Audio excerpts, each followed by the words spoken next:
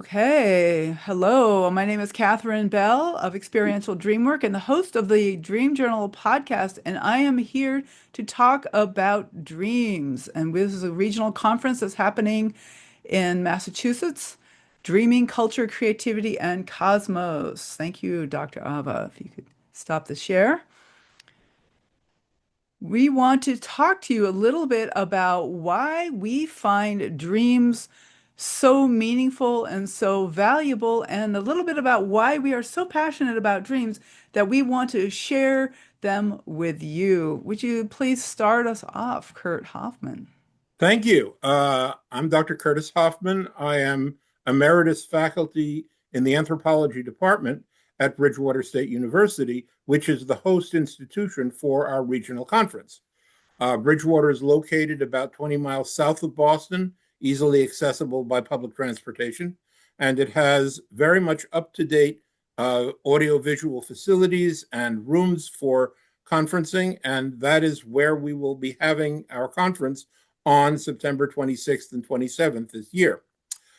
Um, I have taught at Bridgewater State since 1978, full-time until 2018. I still teach part-time there. And while I had a career as an archaeologist, I devised courses in such matters as myth and culture, culture and consciousness, and things of that sort. So I've always, since joining that faculty and even earlier, had a strong interest in dreams. I've maintained a dream journal for the past 33 years, closing on 20,000 dreams recorded over that period of time. Dreams have moved me in any number of important directions in my life. They have come, in some cases, at critical junctures where I needed a push in one direction or another, and they have moved me there. I am very familiar with the psychology of C.G. Jung. That's my main go-to for dream interpretation. However, I'm also enough of a skeptic to entertain any number of other dream interpretive methods as they are appropriate. I've been associated with the International Association for the Study of Dreams since 1997. I've attended almost all of the conferences since then and presented at most of those on a variety of topics related to dreaming, in particular with respect to mythology and more recently to music. I have a musical background dating back to my high school years when I played clarinet for 11 years.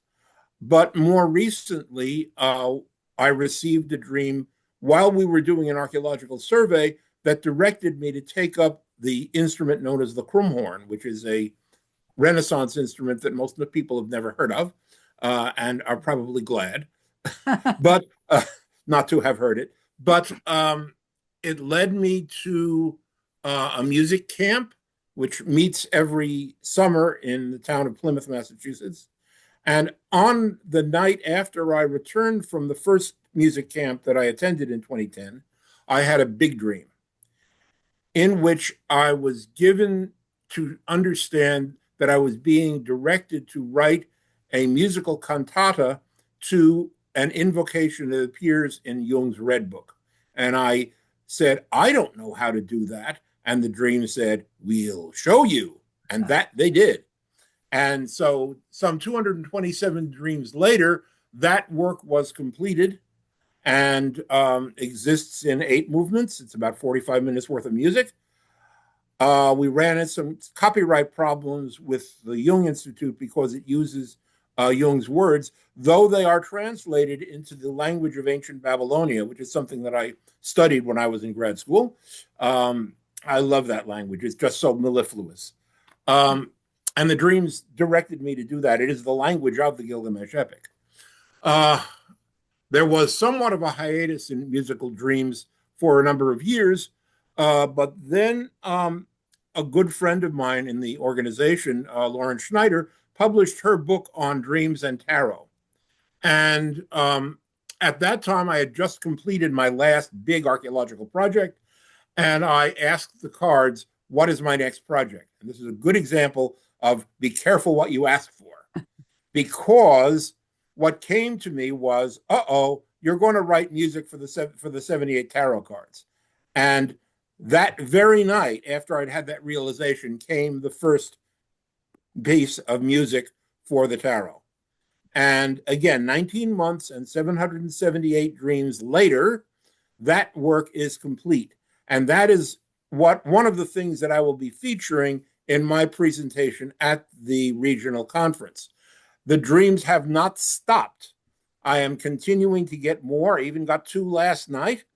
Um, and they come to me either in the middle of the night or the end of the night. I get up from bed and noodle them out on the piano and write them down, and then I transcribe them into my music program. And then the problem is, how do you put it all together, which is where the musical skills come in. So that is what I do with dreams, or one of the things that I do with dreams. And I'm really committed to that project and to the conference.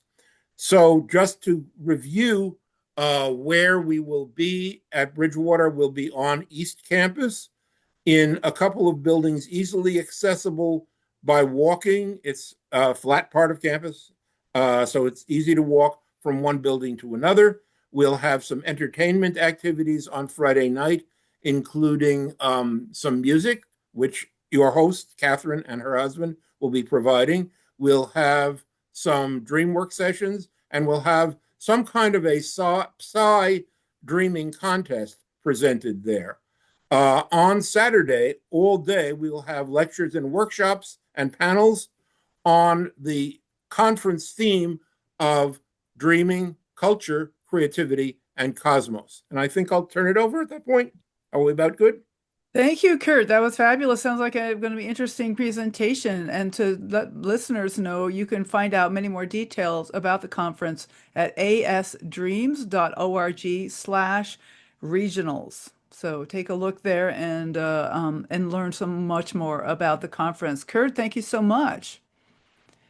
All right, next up, I'd like to introduce Dr. Ava Lindberg. Please tell us a little bit about who you are and why you're passionate about dreaming. Wow, this is such a great experience. Anyway, I'm Dr. Ava Lindberg, and I am one of the committee members of the Northeast Regional IASD conference. It's coming up. We've been working together for a year at least. I'd like to tell you a little bit about dreaming in my professional life. So it's always been central to my professional career and life. As a Jungian psychologist, a professor of transpersonal psychology at Sophia University, I'm an analyst and a qualitative researcher. I see dreams as portals, texts that can be read symbolically, emotionally, and spiritually. My work weaves together story, psyche, and archetype, but dreams remain the deepest current, reminding me of what is hidden and emergent. In dreams, we speak in images. In dreams, we imagine futures. We repair and reconstruct. In both academic and applied settings, dreams restore meaning in a culture fragmented by speed and disconnection. They keep us alert to the unconscious and the shadow and open new perspectives. So personally, dreams have been me across decades, but even more powerfully in recent years. I would say the last 6 years, when I began to get connected with the IASD, things began to really intensify. I keep several journals. I revisit symbols, use dreaming with clients in analytical psychology, encourage dreaming and research in my PhD program at the university, and co-lead a gamification and dreaming project called the Dream Game.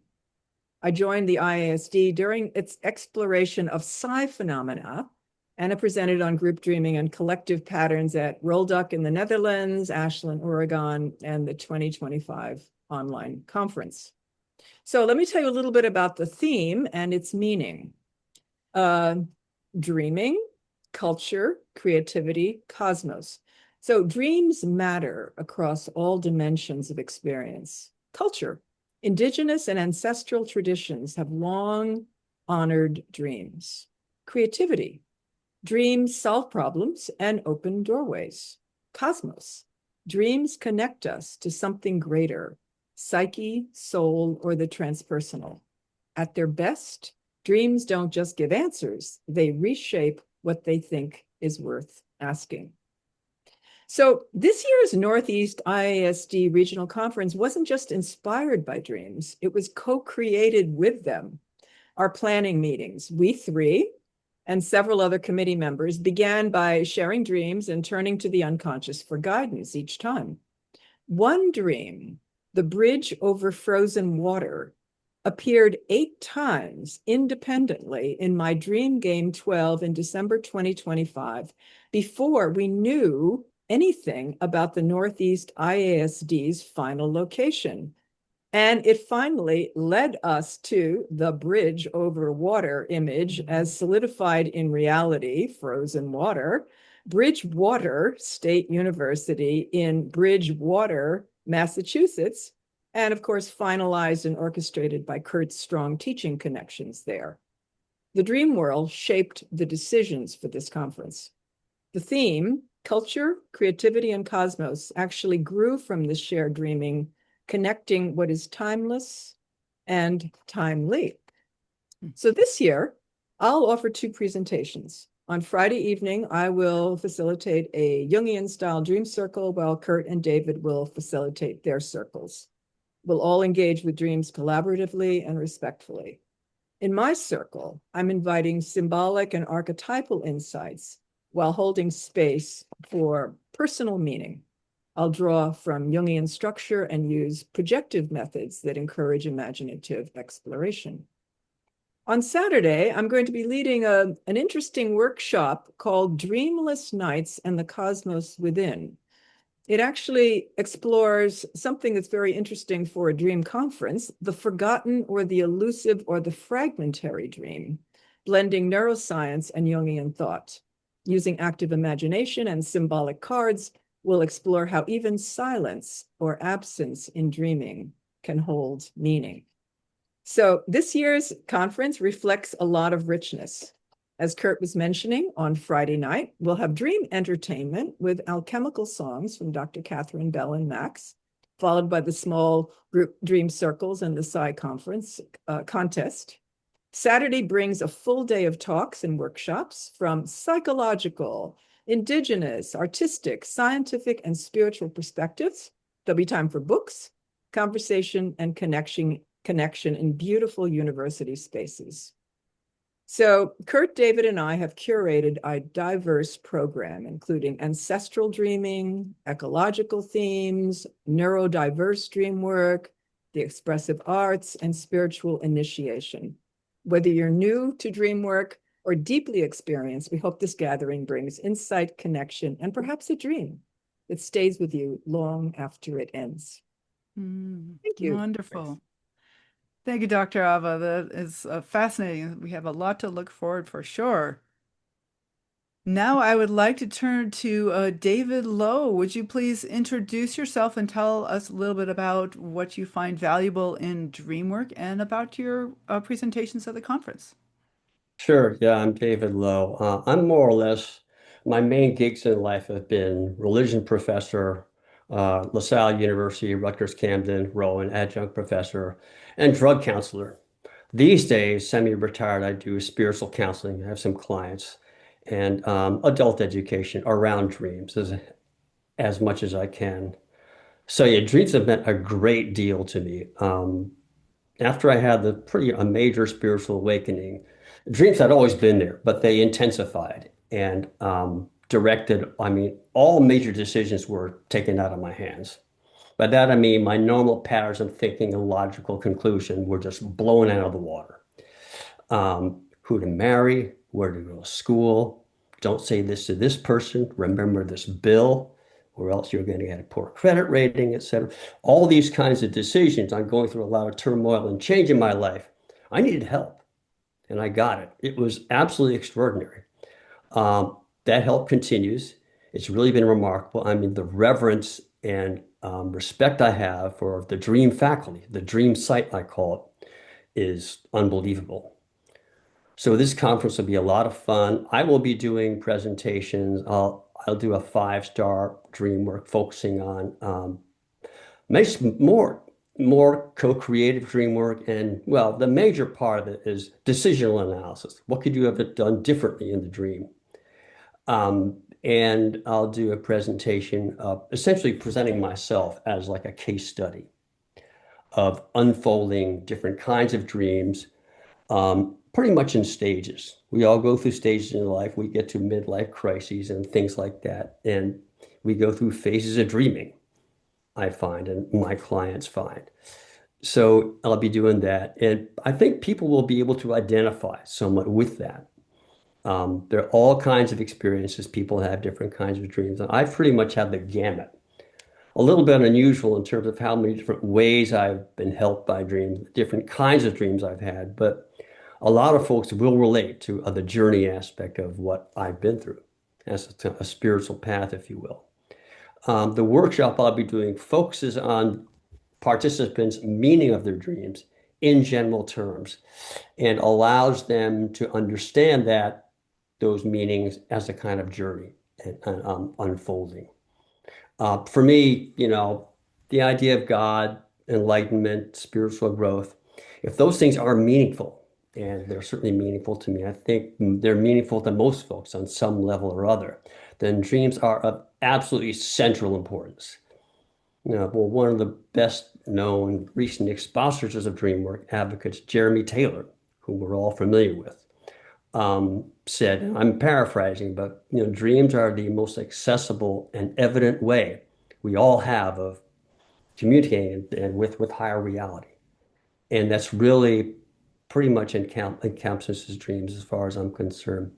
So yeah, the conference, the IASD, I really value that organization. I mean, most of us, I think, 9 out of 10 of us in that group, we would go by and put a lot of stock in the spiritual personal association of dream work.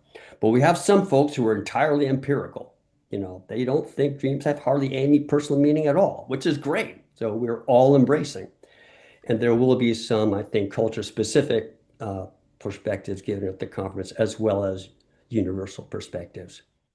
So, yeah, and like dream language, symbolism, how is that, once you appreciate that it is universal, some folks think it's more culture specific, but most of us think it's universal. There are ways of understanding that. Once you understand it, you get a better sense of the transpersonal dimension of dream work. Uh, yeah. So what else can I say? Is there more time I have? I can That go on. That's perfect, David. I think that's a lot. I mean, there's really to encompass the cultural and the spiritual and the scientific aspects of dream is something that's so true that these multi layers are present in really Yeah, every and dream. one more thing I'll mention. Sure. If if you don't remember dreams, come to the conference. You'll start remembering them. In almost every dream work we Workshop. facilitated. There's Come to the always some workshop. people who show up because they don't remember dreams. Hmm. They have no dreams to share, but they want to start remembering them. Hmm. So come, please, and you'll get your dream life jump started. Yes, Excellent. indeed. Wonderful. Thank you, David. That So old rain cloud of knowable things that Patanjali talks about can precipitate. You can get out of a drought that the way. rain cloud of knowable things. I don't know this. Yep, yep. That's Hindu philosophy. Uh-huh. Yeah. So Interesting. that's where it comes from. So I want to share just a teeny bit about my own participation. I'm not one of the planning team, the way David and Kurt and Dr. Ava are. And yet I am coming from California to this conference. I grew up in the Boston area, and I find that's kind of my roots are there. And it's just this group of dreamers is hosting this really interesting event, and I'm excited to see what's going to be sponsored for me. I find that anytime I engage with my dreams, as David was saying, that they get deeper. Um, uh, as one of my recent guests on the podcast said, Leanne Bolin, the best self-help book I've ever read is my own dream journal. So I thought that was Yep. just a beautiful way of saying that. And my approach to dreaming has to do with what I call the treasure hunt of dreaming, looking for the treasures, looking for the gold, looking for the way that this dream is helping me, even this really difficult dream.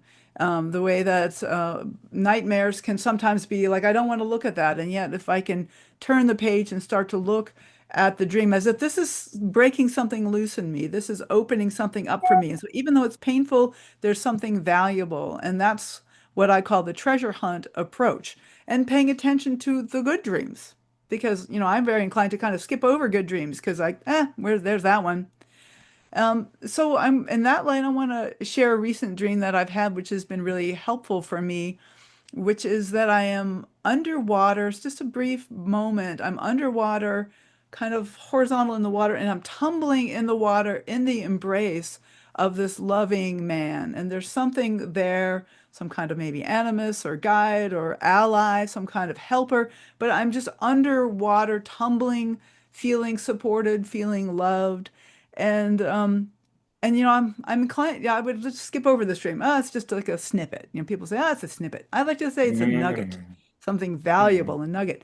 And what I found that as I dwell on this image of being underwater and tumbling in the embrace of this figure, that I is starting to translate to waking life. That when I'm working on things, when I'm working on the podcast, or getting frustrated, I start to find myself going, oh, this is just the tumble. Instead of getting frustrated and letting, my brain exploding and I go, Mercury retrograde, whatever it is, that instead of going into the rabbit hole of getting really all upset, I notice what's coming up is this image of tumbling underwater and like, oh, this is the tumble. I am tumbling and it's disorienting, it's confusing, and yet I have support, I have love, I have connection, and it just kind of lets me take a breath and step back a little bit.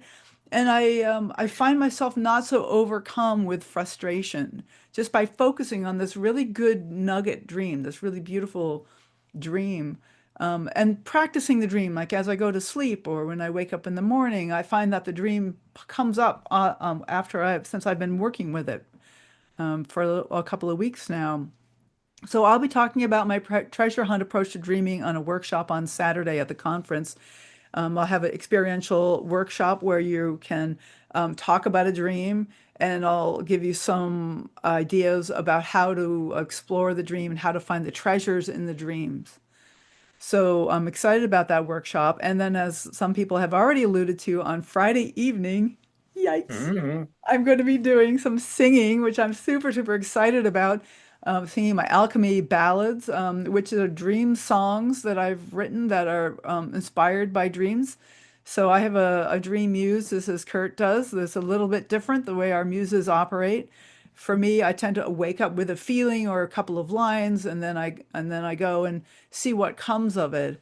And so I am taking the risk to be vulnerable and share a number of these songs. And I decided to offer them in chronological order so you can see and so I can feel the progression of as I go through all the changes that the dreams have led me on over this time. And I'm really excited to share this with all of you and to be coming to the conference in just at the end of September. So that's what I have to share. Why don't we go back to let me Well, go to would you would gallery. you be would you be amenable to my doing just a little bit of projective dream work on the dream?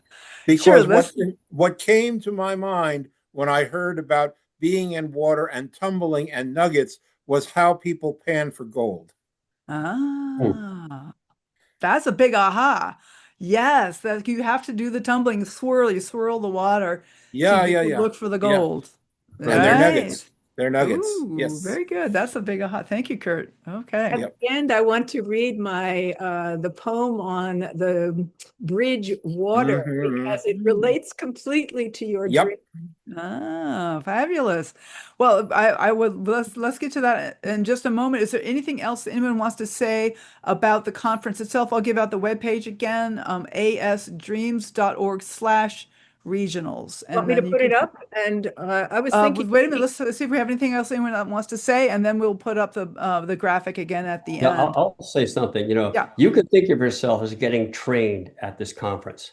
You Yep. don't need training to do dream work. And Jeremy Taylor emphasized that. Mhm. It helps to have training and so forth, but you can really, I mean, in therapy and alternative body work stuff, dreams are usually neglected. The client is the one who brings it up. So Mhm. consider yourself as trained when you come to the Mhm. conference and start working. And one of the essential principles of the dream work we do in IASD is that no one knows what your dream means better than you do. Yes. There are no people who can tell you or should be permitted to tell you what your dream means. It Yes. is up to you. All we can do is what I just did is to project an image onto it, which I own as my image, and you're free to accept it or reject it as appropriate. Right. Exactly. And this is a very important principle of the IASD Mm-hmm. ethics is that it's the dreamer who is the ultimate authority on their own dream. And this is something you'll, people look at their dreams and they go, what does that mean? How am I an authority on that? Mm-hmm. And yet there's a way that when somebody says something about your dream, you'll notice, you'll get, oh, that makes sense. Or like, oh, no, that doesn't make sense. Yep. So paying attention to that inner aha is the authority. Mm-hmm. So I think, have yes, Dr. Alva. I wanted to, or Kurt can, describe some of the luminaries besides Mm-hmm. ourselves who are going to be at this Dream conference, if I may. Go Uh, for it. okay, good. First of all, our keynote is by the fabulous Dr. Deirdre Barrett, who's Mm. going to be speaking on the night shift, what the dreaming brain builds. And we're going to have Harvard professor and IASD president right now.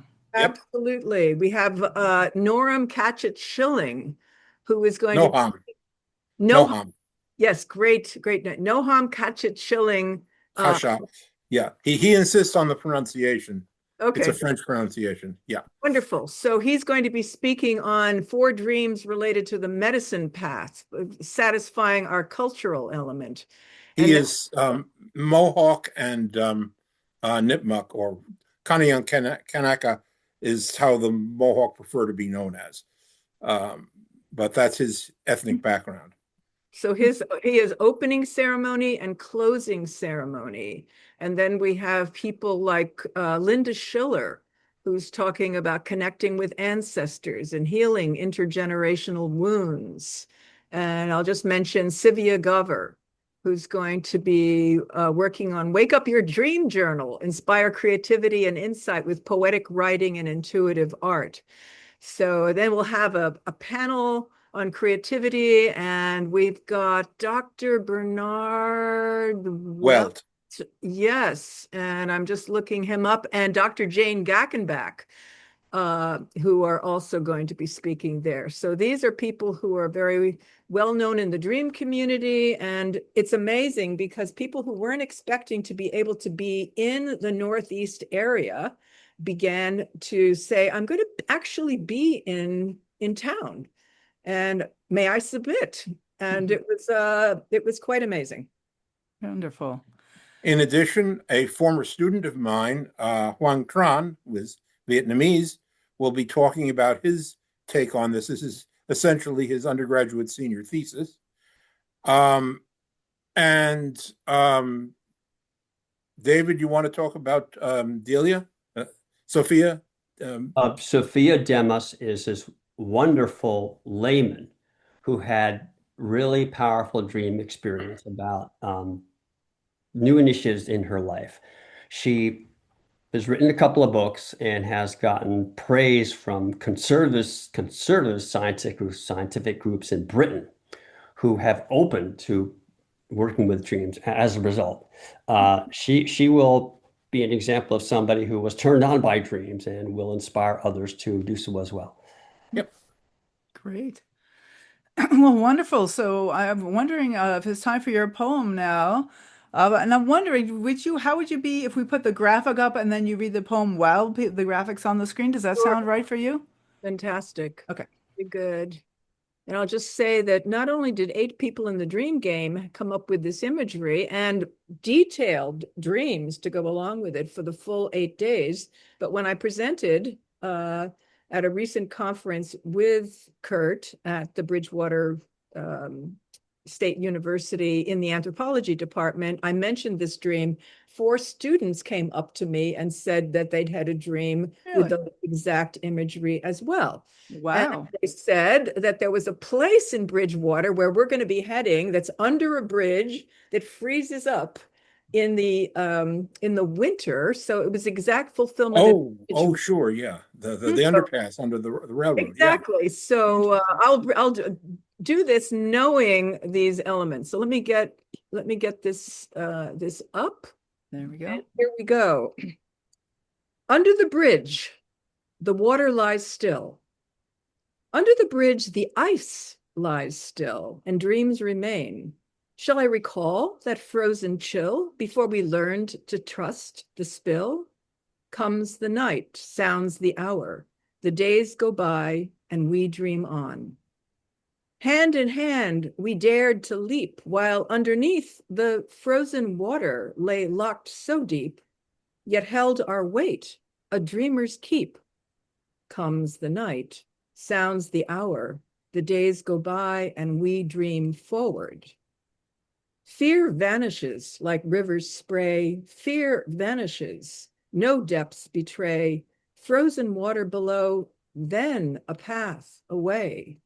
Comes the night, sounds the hour, the days go by, and we dream on.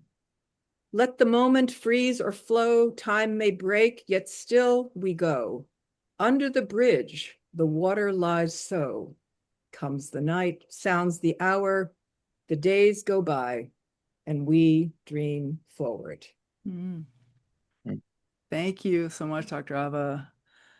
And thank you all, David and Kurt and Dr. Ava. And of course, people can contact me if they have questions about the conference, or they can go to buy tickets at asdreams.org/regionals. Hope to see you all there. Yes. September 25 and 26. 26 and 27. September 26 and 27. Mercury strikes again. Yeah. It absolutely is. Thanks for having us, Dr. All Catherine. right. Thank you. Thanks. It's been great. Thank Bye. you. Okay, thank you.